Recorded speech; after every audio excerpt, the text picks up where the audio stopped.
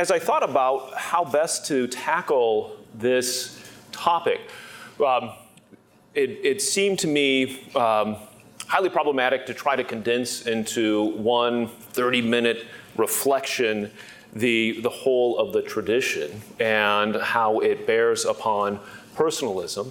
So I'm going to focus on some high points and seek to build upon what I already reflected upon on Monday with regard to Thomistic personalism, and to remind you the thesis there that I was developing in conversation with Jacques Maritain and Norris Clarke is that personalism is not foreign to Thomism, but is in fact an expression of Thomism. And we were reflecting upon that statement that Aquinas makes in question 29, article 3 of the Prima Pars, that the person in all of nature is most supreme, right? It's that which is most perfect in all of nature. But in order to orient my remarks, I want to say a few things that are of an attitudinal nature, because I think that's significant to how personalists regard the tradition. And oftentimes, in my experience at least, there's a kind of either or, not the Kierkegaardian either or, but so I don't want to cheapen what Dr. Healy so eloquently reflected upon yesterday, but a kind of either or. You're either a personalist or you're a Thomist. And when I first arrived on this campus, it was my second position, although I was just briefly at Fordham University, and my wife and I were very happy to come here and join Dr. Crosby and Dr. Healy and the rest of the department some 15 years ago. And I was put to this question a number of times. Students said to me, "Are you a phenomenologist or are you a Thomist?"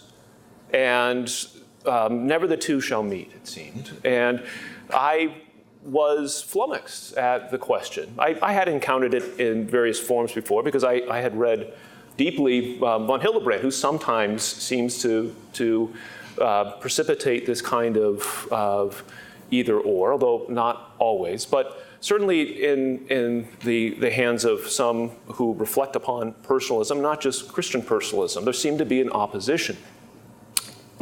Again, my efforts were to make sense of Wojtyla in my own way, and I saw him as a combination of personalism and Thomism, one who embraces the tradition as a totality.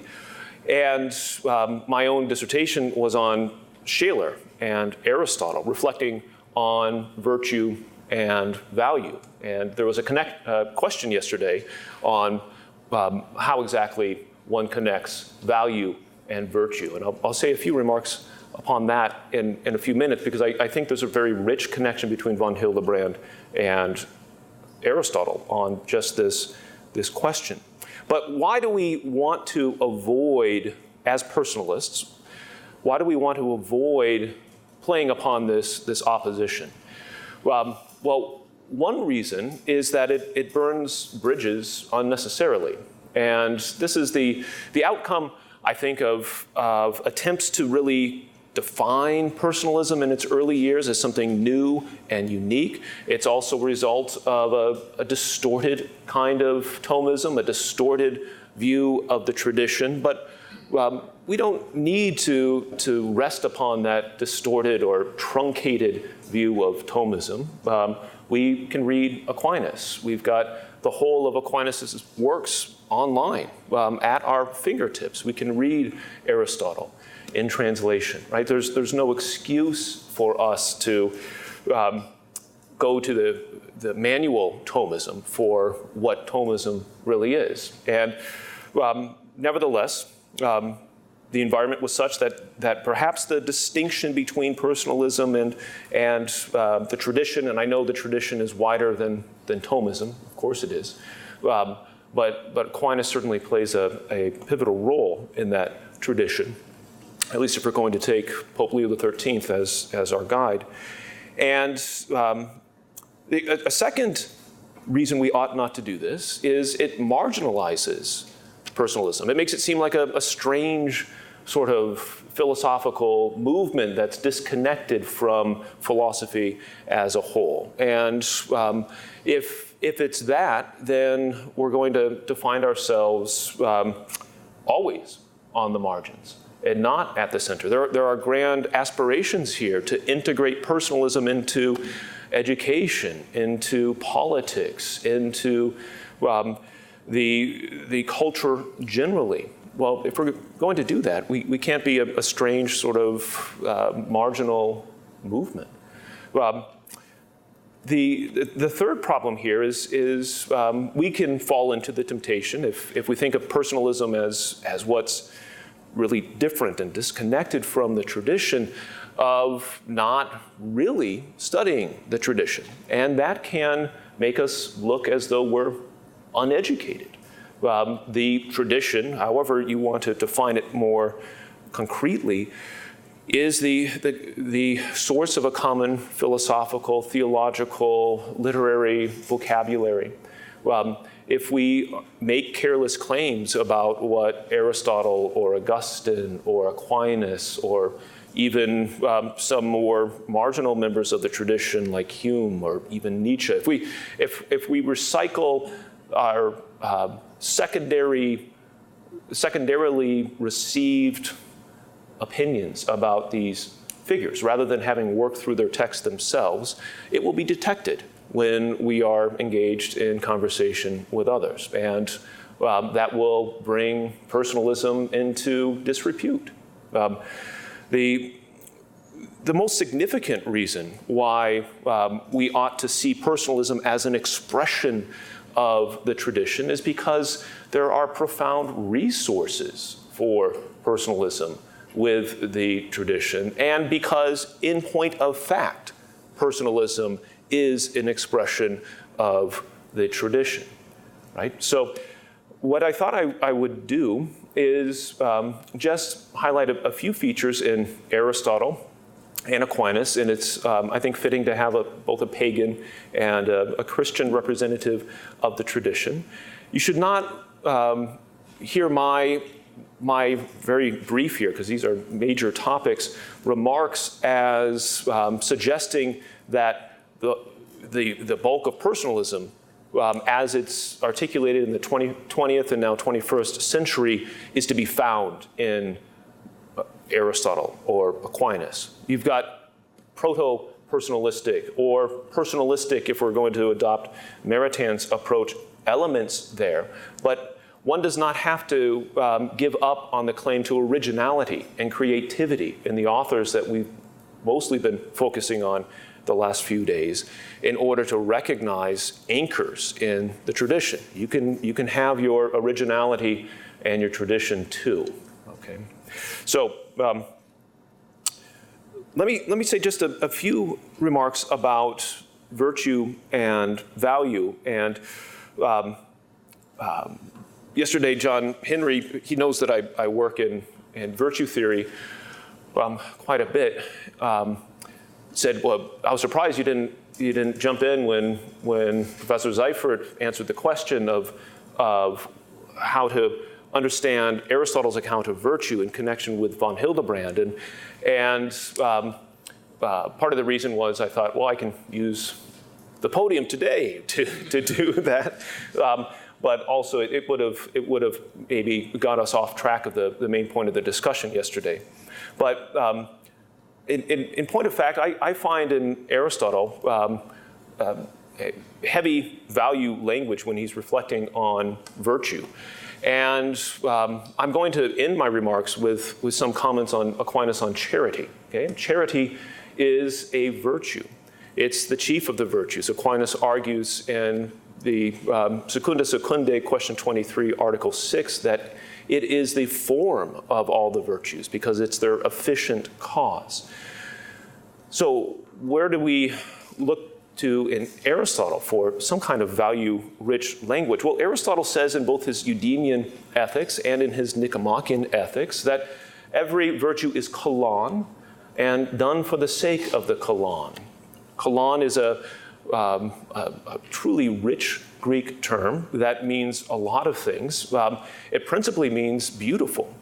It also means good. It also means fine or noble. And English translators famously have difficulty translating this term. But Aristotle says that every virtue is beautiful and good and done for the sake. Every virtuous action is done for the sake of that which is beautiful and good. Aquinas echoes this in his disputed questions on the cardinal virtues by saying that virtue makes its possessor good and makes his work done well. Right? So there's one point when Aristotle is reflecting upon whether or not we really need phronesis, the intellectual virtue that comes to be translated as prudentia in the Latin tradition. Is this really a virtue that we need? And he argues that even if prudence, phronesis, practical wisdom, even if it was not necessary for us to act virtuously by means of this intellectual virtue, we would still need to acquire it because it perfects us. Right?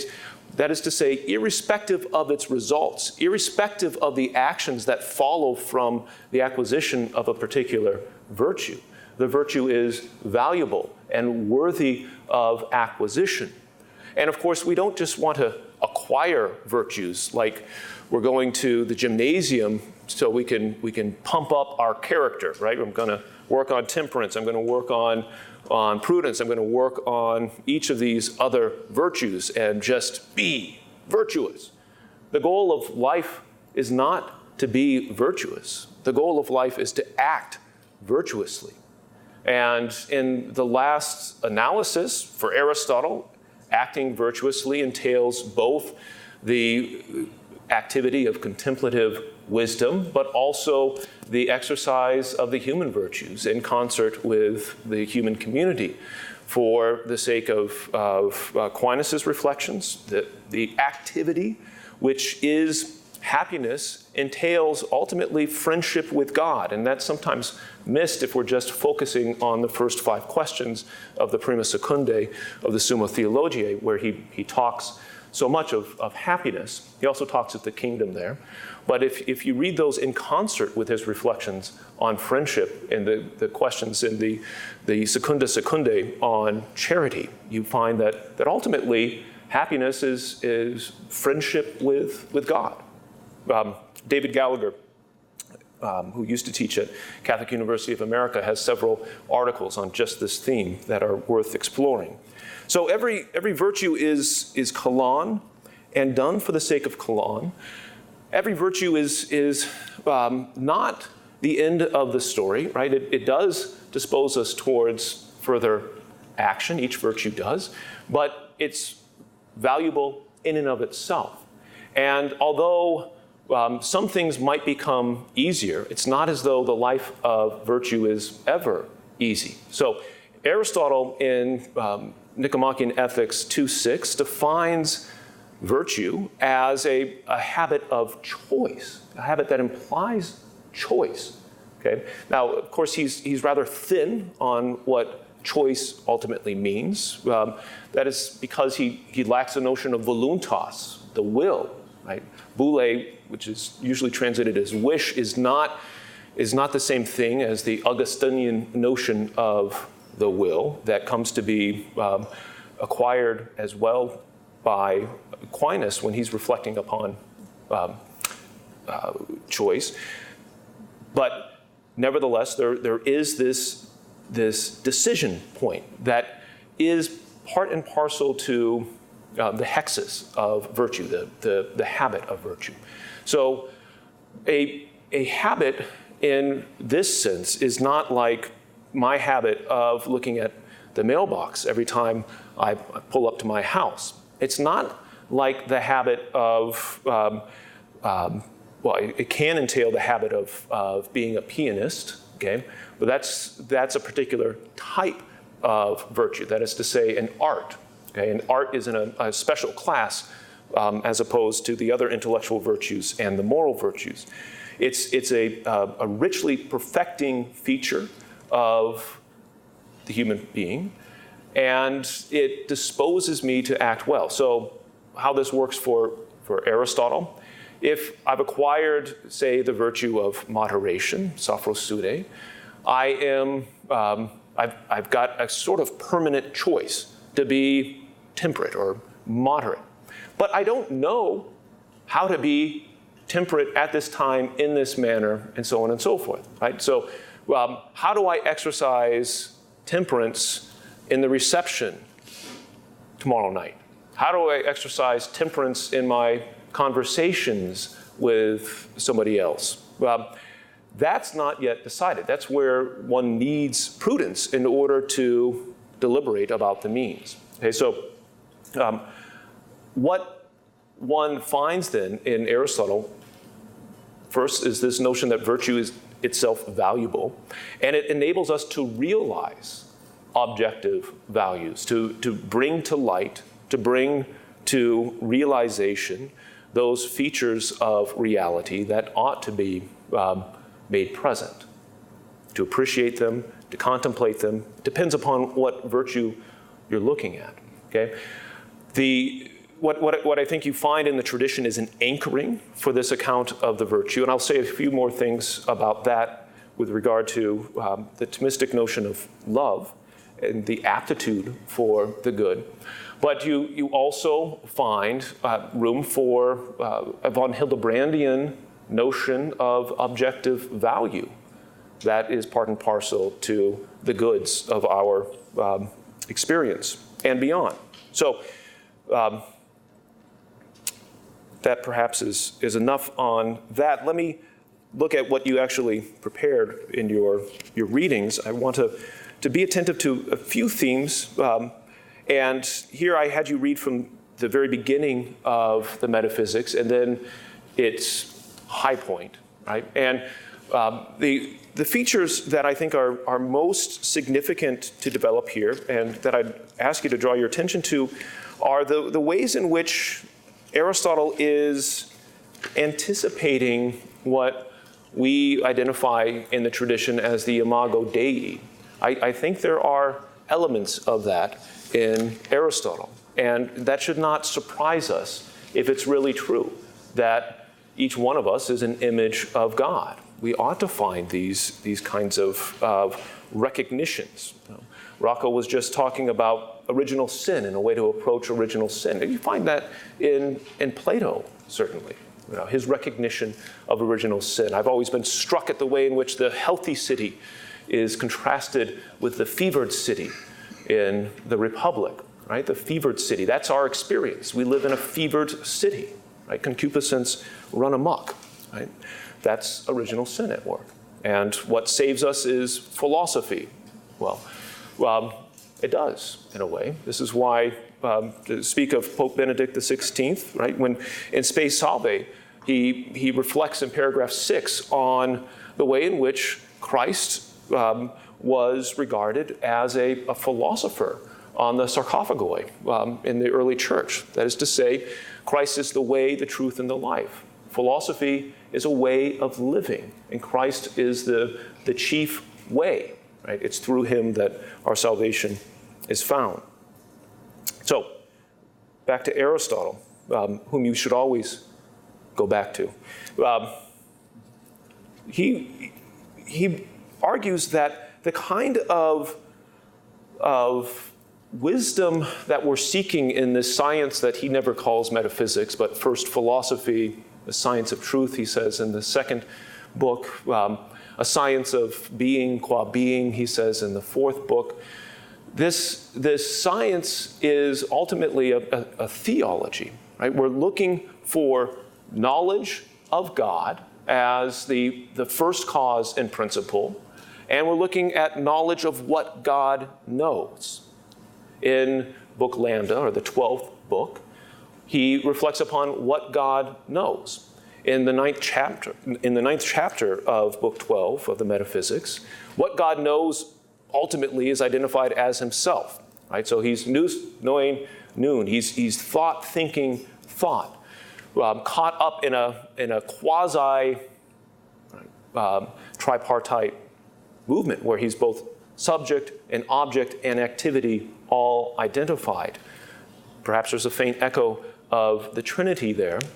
But God also, I argue, knows everything in knowing himself. And this, of course, is developed much more expansively in Aquinas. But in that 10th chapter of Book 12 of the Metaphysics, Aristotle reflects on how God communicates his goodness throughout the whole of the universe. Right? So not only is God thinking himself, God is good. And the universe is fundamentally good. And this is a theme that comes out very richly in Book 9 of the Metaphysics when when Aristotle is reflecting upon the absolute priority of being over non-being. The world is a world that fundamentally is and therefore is good. There's evil in the world, but ultimately evil is an absence of the being or goodness that ought to be there. So the whole of the universe is good insofar as it's participating in God's activity. Aristotle says in Book 12 that God's activity, this activity of thinking, is life. Wherever one finds life, one finds participation in God, and indeed goodness. Now there are many arguments when I'm talking about a theme like this at a conference where there are other Aristotelian scholars there. I would spend about 40 minutes defending one sentence that I just said with lots of textual analysis. So my interpretation, particularly on the way in which the whole of the universe is participating in God, is one that's not universally recognized, although there are a number of scholars who recognize it. So I want to say that as a matter of academic honesty and fairness. So you're getting my interpretation of Aristotle, which just happens to be accurate. So we have then the beginnings, not even close to the fullness, but the beginnings of a way of thinking about the human being as divine-like in its aspirations, and, as we'll see in just a moment, divine-like in its nature, seeking to be one with a being who is thought-thinking thought and the source of the goodness in all of nature. Though he doesn't create, he is the source of its goodness. And the aspiration of divinization is made evident in Aristotle as well, insofar as he reflects upon what it is for us to know anything as an identification between the knower and the thing known. Right? So in his De Anima, chapter 3 of Book 3 and chapter 7 of Book 3, in Posterior Analytics, Book 2, chapter 19, and other places, he develops this idea that to know is to be that which we know. So if it's our aspiration to know God, if that's held out as a promise of this science of first philosophy, then that means we become God in some measure. Let's look at Nicomachean Ethics now. This is from Book 9, chapter 8. And I want to call your attention to a theme that's connected to what I was just saying, as well as to Maritain distinction between personality and individuality. And this connects as well to something that Professor Sanford was saying with respect to self-love, right? And the notion of self-love is discussed here. Should one love oneself or another most of all? Well, Aristotle says it depends on what you mean by the self.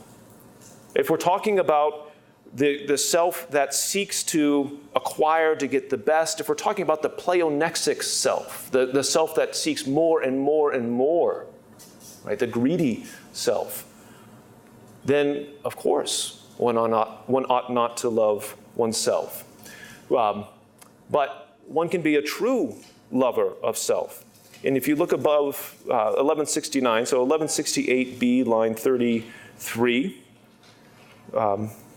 Aristotle says, besides, a man is said to have or not to have self-control, according as his, the word here is nous, translated as reason, not logos, has or has not the control, on the assumption that this is the man himself. And the things men have done on a rational principle are thought most properly their own acts and voluntary acts. That this is the man himself then, his nous, his mind. That this is the man himself then, or is so more than anything else is plain. And also that the good man loves most this part of him. So Aristotle, the champion of hylomorphism, is not abandoning hylomorphism here. That is to say that mind and body are truly one. He's playing upon a distinction that comes to be defined more clearly in Aquinas, and then in Maritain as well, as the distinction between personality and individuality, right? False love of self is love of the individual in the way in which Maritain describes it. True love of the self is loving the person. But remember, the human person is both individual and person. So the distortion comes in when one sacrifices the person to the individual. So too, with respect to love of one's friend, Aristotle provides a very rich account of the reason one needs friends. He gives some more trivial reasons, but starting at 1170a, line 13, he says, if we look deeper into the nature of things, a virtuous friend seems to be naturally desirable for a virtuous man. Deeper into the nature of things. Well, what's the depth that he deals with? It's, as he goes on to describe it, it's the shared life of seeking the truth. One sees in his friend another self. One needs one's friend in order to live a virtuous life in concert and to engage in reflection, because indeed, this is what living together would seem to mean in the case of man, and not as in the case of cattle feeding in the same place. Right? We want to share our existence, he says, with each other. That's why we need friends. Finally, one more indication of this emphasis on the person in the human being can be found at 1177b. This is near the end of chapter 7 of book 10, when he's argued that the contemplative life, the activity of contemplating ultimately God, he argues in this 8th chapter, is the best life for a human being. And he's thinking of those who say, well, wait a second, that's a divine life. We're human beings. We're supposed to live in the mesocosmos, not rise up to the macrocosmos and contemplate its source. He says, but such a life would be too high for man, for it is not insofar as he is man that he will live so, but insofar as something divine is present in him.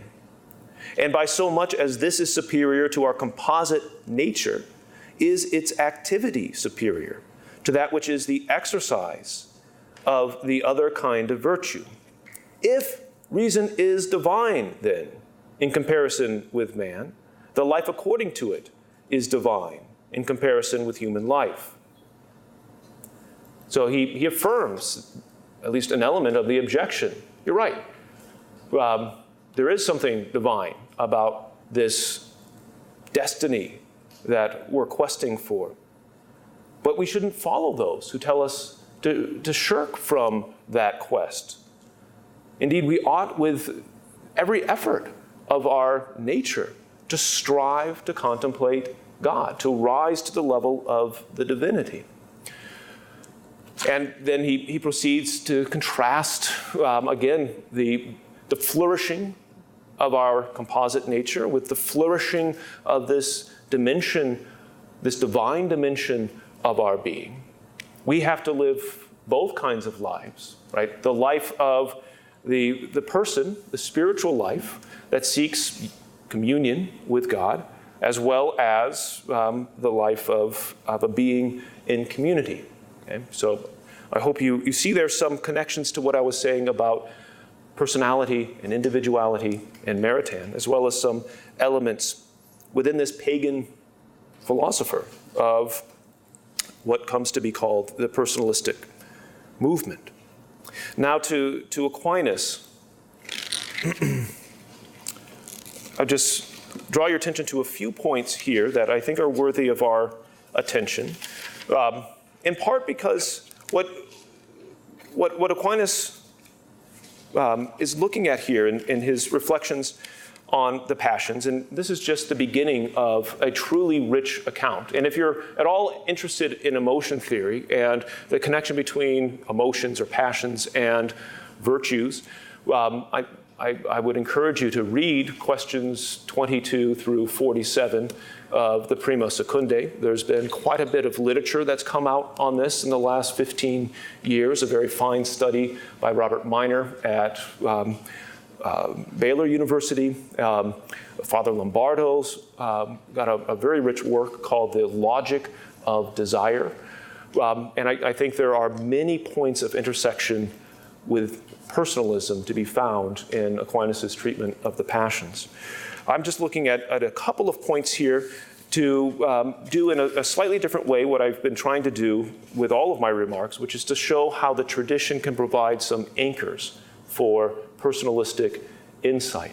And one anchor that I think we need to be attentive to is what motivates us to recognize the personality of another, what motivates us to realize objective values, right? Why would we do that? Why would we want to do that? Why ought we to want to do that? And ultimately, I think that Aquinas provides an answer that gets us quite far down that road. Now, it's an answer that's often critiqued by personalists because it does draw upon a cosmological view. That is to say, his account of love is initially cosmic in its reach. He looks at our natural appetites. He looks at our sensitive appetites. He looks at our rational appetite, and he connects love to each of these. But that doesn't mean that the rational appetite is not qualitatively different than our sensitive appetite. It's also the case that the sensitive appetite is human, is spiritual in ways that are often missed. Indeed, our sensitive appetites are elements of our nature that we share with non-human animals, but we don't share them in a non-human way. They're fundamentally humanized and elevated. And I'm talking about such emotions as hope and fear and love and hate on the level of the passions. So love stretches from the very bottom of the cosmic order into the very depths of the human spirit. Aquinas does use the same term, but he doesn't do so in a way that fails to discriminate between the different types of love. And what I think is in need of appreciation here is the idea of fittingness or aptitudine, right? The aptitude of the human being for an object of love. That's where the motion begins, right? So there are three parts to the movement of love. There's this beginning aptitude, a kind of resting in that which we love before it's even a part of us in any way, shape, or form, or recognized, right, in the kind of love we have for a great work of art. There's a resting in this beautiful work that doesn't in any way deprive others of appreciating it. We become one with it. We realize its objective value without it becoming a scarce good. We don't want to possess it unless we're wonderfully rich and can acquire our own museum. But anyway, this aptitude of the person, this is the first moment. And then we recognize our lack, right? So first we see our fittingness to this beloved object. We recognize our lack and desire this object, this value, this good. And then when we become one with it, we experience joy. Right? These are the three moments, so to speak, of love. So love has both a vertical hierarchy with, I would argue, a qualitative distinction between the way in which it expresses itself as a sensitive passion and the way in which it is an expression of the will as the spiritual power.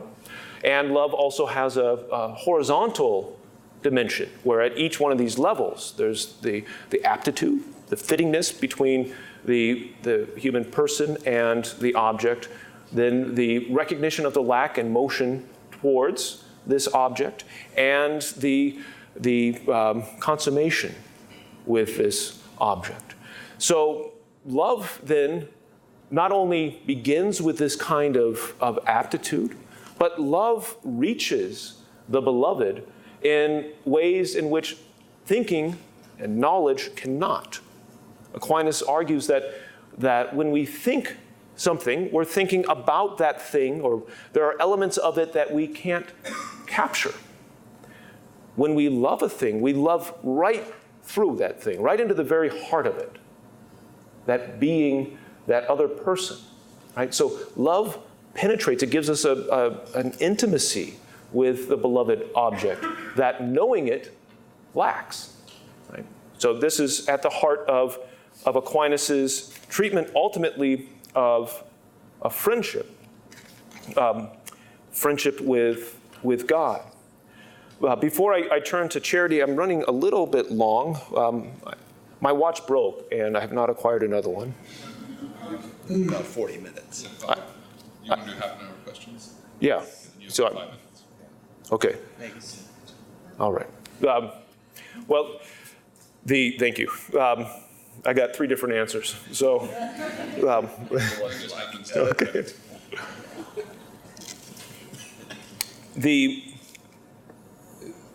The thing I want to draw your attention to in these, another thing I want to draw your attention to in these reflections on love and hate. If you look at page 33, this is question 29, article 4 of the Prima Secundae.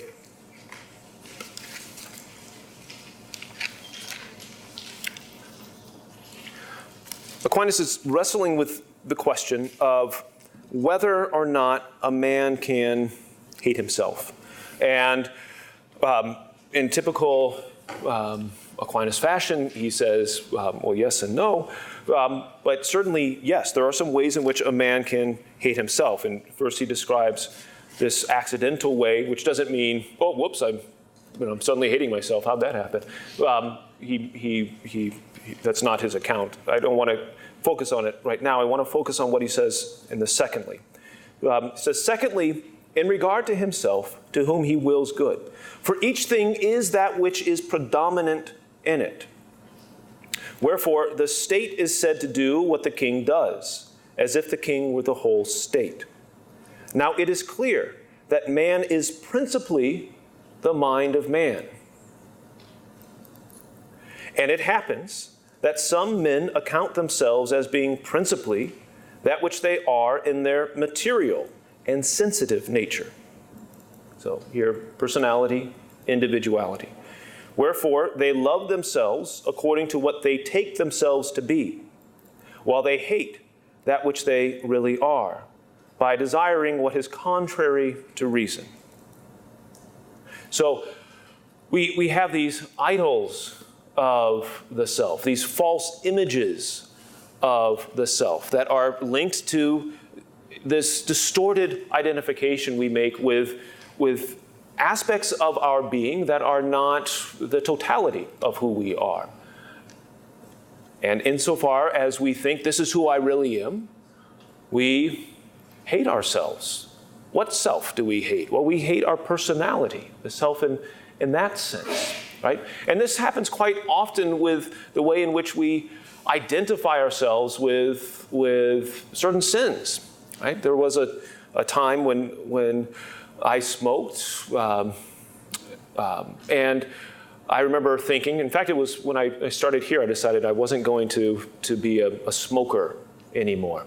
I do occasionally enjoy a pipe or a cigar, but I decided I was not going to be a smoker, and it was sort of foreign to my nature as a high school and college athlete. It was a brief period in my life when I was sleeping very little and had already 3 children and was stressed out. So I'm not proud of this. I hope you appreciate that. Anyways, the point I want to make is that I remember thinking, can I stop smoking? I had written most of my dissertation with this vice at work, and I thought, you know what? I don't need to. I don't want to. This is who I am. I am a smoker. Now, I'm not saying smoking is always sinful, all right? I tend to, so maybe it's a bad example. I'm trying to give I know there's some smokers in the room, so no judgments here. But for me, clearly, it was a vice, and I was a slave to it. And one measure of that slavery was that I thought, I can't. This is who I am.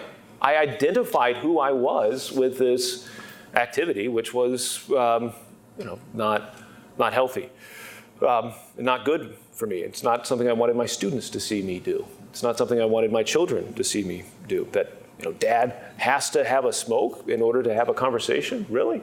Right? I can't just have a conversation. So, anyways, when I realized that, I drew upon my personalistic resources and said, this is not who I am. This is a distortion. This is what happens when we attach ourselves to a false image of who we are, one born from exclusively our individuality, right?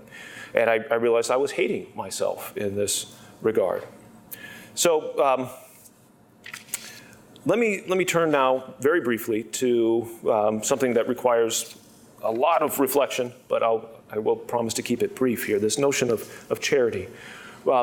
Charity for Aquinas is friendship. And I had you read a reflection Aquinas gives on the difference between the love of concupiscence and the love of friendship. And he argues that the love of friendship is love simply, because you're loving the other for his own good, as opposed to loving something else for the sake of another, right? So there's an immediacy to friendship, to the love of friendship. And charity ultimately is friendship. Charity is a virtue. Friendship for Aquinas is a kind of virtue. He decides what for Aristotle is left a little undecided, which is when Aristotle begins his reflections on philia, he says that philia either is a virtue or implies a virtue. For Aquinas, it is a virtue. And it's ultimately the virtue of charity when we're talking about our friendship with God. So Aquinas defines charity as man's friendship with God. And then as he proceeds to discuss charity, he indicates the ways in which this friendship was not initiated by us, right? God first loved us and calls us into friendship with him. And this friendship is, as I said at the beginning of my remarks, the high point of the human quest, right? We can talk about the beatific vision that has a certain abstractness to it, though sometimes. We don't know what that means, but we do know what it means to be a friend. And to be a friend with God implies a number of things. One thing that it implies is the cultivation of our inner life. Look at the reply to objection 1 of this first article of question 23 of the Secunda Secundae. Aquinas writes, man's life is twofold. There is his outward life in respect of his sensitive and corporeal nature, his individuality. And with regard to this life, there is no communication or fellowship between us and God or the angels. The other is man's spiritual life in respect of his mind. And with regard to this life, there is fellowship between us and both God and the angels, imperfectly, indeed in this present state of life. So we find again this distinction between the individual and the person, and the exhortation to cultivate this inner life, the life of the man himself. I want to look finally at the second objection, the reply to the second objection, because it answers in many respects the question of motivation, again, going back to what I was saying about aptitudine, the motivation for loving our enemies. Right? Now, why should we love our enemies? Well, you can say, well, it's because you've been commanded by our Lord to love your enemies. Right? And that's a pretty important reason, right? But what does this mean to love one's enemies? And why are we being commanded to love our enemies, right? We want to know the why. Right? We have 8 children, and I want my children to understand the why. I'm trying to cultivate, my wife and I are trying to cultivate virtue in them. I don't just give them commands. I want them to recognize the reasons and to grow into the virtues that are perfective of their nature. And Aquinas is sensitive to this. He wants us to understand the reason why we're exhorted to love our enemies. So he tells us in this reply to objection 2, friendship extends to a person in 2 ways. First, in respect of himself, and in this way, friendship never extends but to one's friends. Secondly, it extends to someone in respect of another. As when a man has friendship for a certain person, for his sake he loves all belonging to him, be they children, servants, or connected with him in any way. Indeed, so much do we love our friends, that for their sake we love all who belong to them, even if they hurt or hate us. So that in this way the friendship of charity extends even to our enemies, whom we love out of charity in relation to God, to whom the friendship of charity is chiefly ordered. We are called to friendship with God. Friendship with God is charity. Out of this friendship for God, we love all that is God's. And all that is God's is everything, including those who hurt us and hate us. So it's out of our friendship with God that we're motivated to love our enemies. So again, these are elements of what comes to be called personalism in the 20th century. I'm not pretending that you find everything in certainly not Aristotle or Aquinas that one finds in the very rich literature that's been produced, but one certainly finds the foundation, metaphysical anchoring for ideas that without that anchoring can have a kind of dislocated aspect to them. I think it's important to ground them, to find their depths. And I think it's important for personalism to see itself for what it is, which is an expression of the tradition.